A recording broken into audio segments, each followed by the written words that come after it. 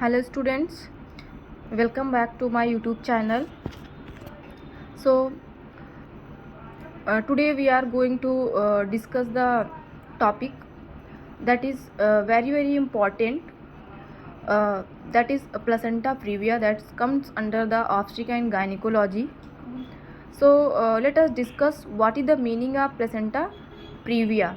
So as you guys know, this is comes under antepartum hemorrhage. If you know about the antepartum hemorrhage, antepartum hemorrhage means bleeding from the vagina before the delivery. So that is known as placenta previa. So it is that is known as antepartum hemorrhage. So antepartum hemorrhage is two types.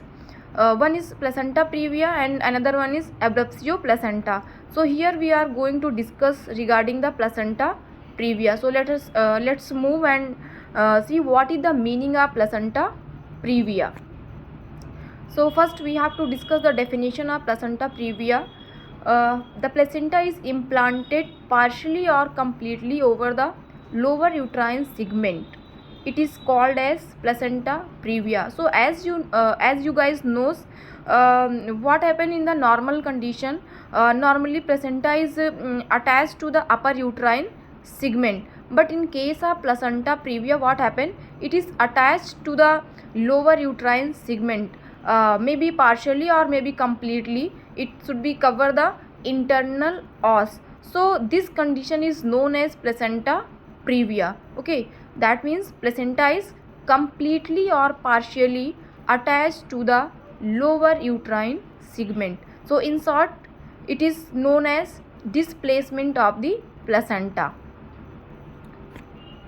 Then next, in placenta previa, the placenta is implanted in the lower uterine segment such that is completely or partially cover the cervix or is close enough to the cervix to cause bleeding when the cervix dilated or the lower uterine segment effaced. So that means placenta previa, it is the condition in which placenta is implanted in the lower uterine segment such that is completely or partially. So it may be completely or maybe partially cover the cervix, partially cover the internal os, and even if the internal os is fully dilated, that time also it is fully cover the internal os, lower uterine segment, and if it is fully effaced. Then next we will discuss the incidence of placenta previa. So in 80% of cases, it is found in multiparous women. So if we talk about the incidence, so mainly it will affect the multiparous women. In the 80% cases, it will affect the multiparous women. And then next one, the incidence is increased beyond the age of 35 with age high birth order pregnancies and in multiple pregnancies. So mostly it will affect the women whose age is more than 35 years and also who is giving more birth. And the next one is the incidence approximately 4 to 5 per thousand pregnancies. So it will affect mostly 4 to 5 cases in the 1000 pregnancies.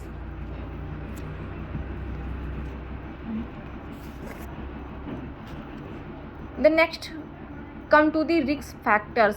So let us discuss what is the risk factors of placenta previa. So first one is the multiparity. So it is occur due to the multiparity. And the next one is increased maternal age, if the maternal age is more than 35 years.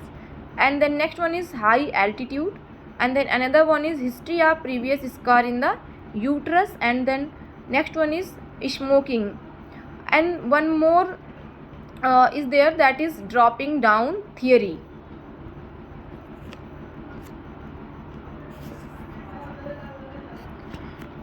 Then next we'll move towards the types of placenta previa. So there are four types of placenta previa depending upon the degree of extension of placenta to the lower uterine segment. So especially there is four types of placenta previa, and that is depend upon the extension of placenta to the lower uterine segment. So first one is type 1, that is also known as low lining placenta previa, and then second one is type 2, that is known as marginal placenta previa, and third one is incomplete or partial central, fourth one is central or total. So let us discuss one by one what is low lining, what is marginal, and then incomplete or partial central, central or total. You just see the pictures. In that they described all four types of placenta previa. So first you can see first one is type 1, that is low lining. So you just see in the first picture it is mostly attached to the upper uterine segment, and then another one is it should be touched to the margin of the internal os, that's why it is known as marginal placenta previa. And the next one is type 3, so it is partially cover the internal os, and fourth one is it is fully cover the internal os. So these are the types. Let's talk about the type 1, that is low lining. The major part of the placenta is attached to the upper segment and only the lower margin enclosed into the lower segment but not to the os.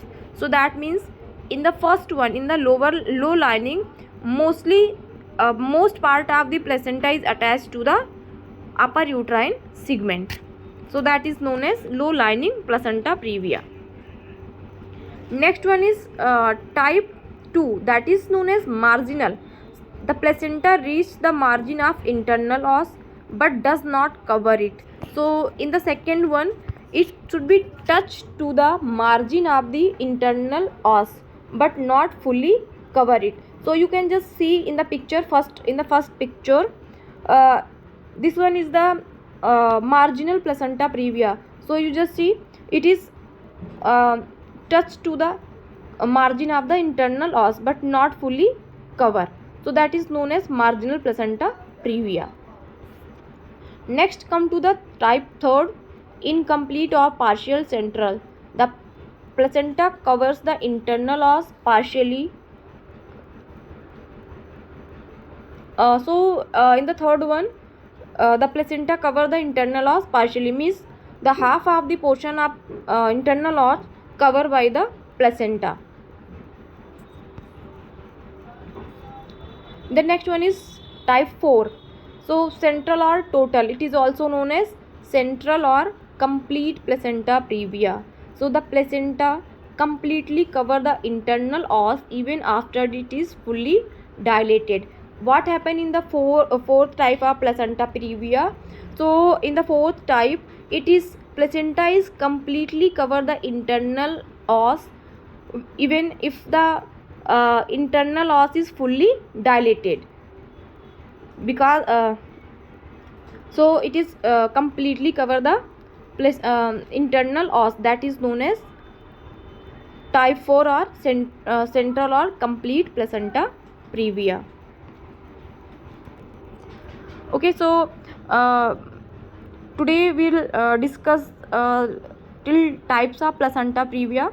In the next video we'll discuss the clinical features, risk factors, other things regarding the placenta previa. Thank you.